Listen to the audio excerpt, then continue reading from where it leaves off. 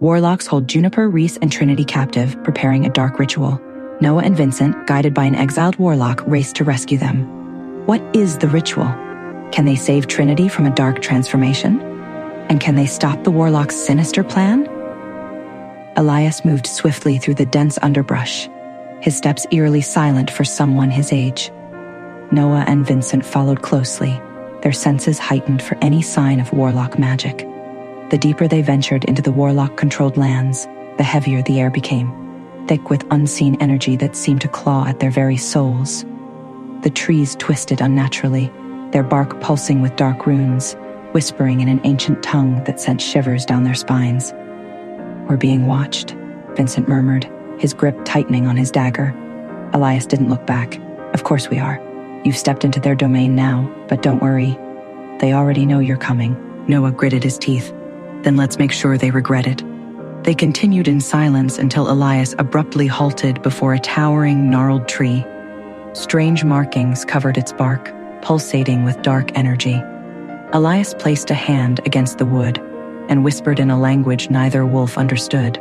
The ground beneath them trembled, and a hidden passageway revealed itself between the roots. The scent of damp earth and decay wafted up from the darkness, making Vincent's stomach churn.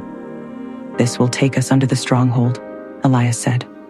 "But once we enter, there's no turning back." Vincent smirked. "We weren't planning on it." Meanwhile, within the stronghold, Reece's restraints had grown heavier. He felt every ounce of his strength being drained, his wolf barely responding anymore. Juniper was faring no better. Her usually sharp eyes were dulled, her breathing labored. The warlocks had carved symbols into the stone floor around them, runes that flickered with an ominous crimson glow. They weren't just prisoners. They were fuel for something far darker. "We need to fight," Juniper murmured, barely able to keep her head up. Reece gritted his teeth. "We will." A dark laugh echoed through the chamber. "Oh, you're still fighting? That's precious. You won't have to for much longer." Reece met his gaze with a fire that hadn't yet been extinguished. "You should be worried. We'll see." The tunnels beneath the warlock fortress were suffocating, the air damp with decay.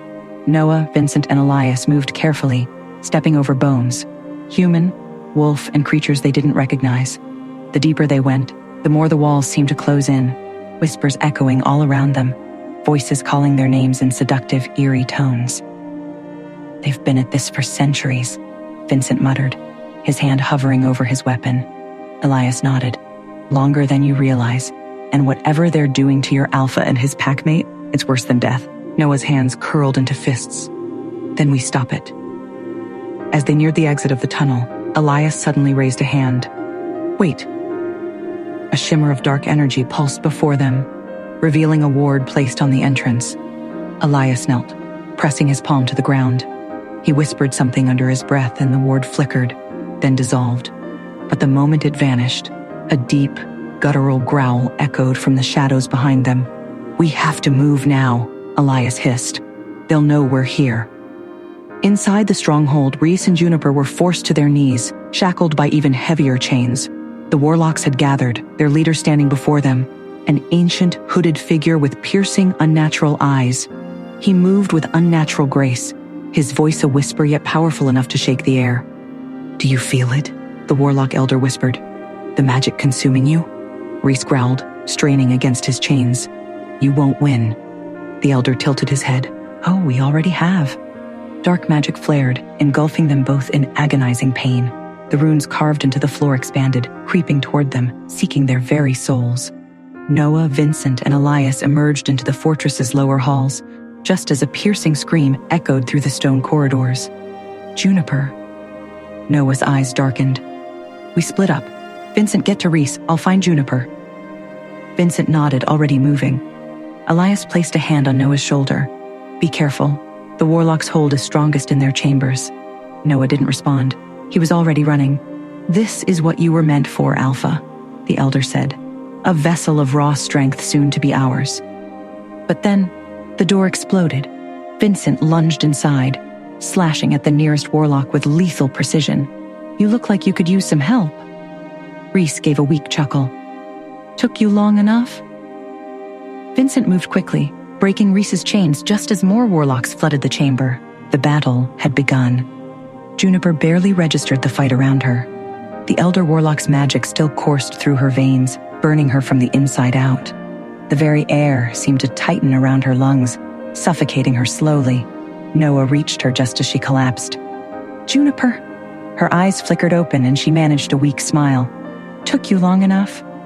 He gathered her in his arms. "We're getting out of here." But the warlocks weren't going to let them go easily. The fortress shook as spells were cast, barriers erected. Reece and Vincent fought their way to Noah and Juniper, their breath ragged. The walls trembled, the structure itself reacting to the power being wielded within it. Elias appeared from the shadows. "We have to leave.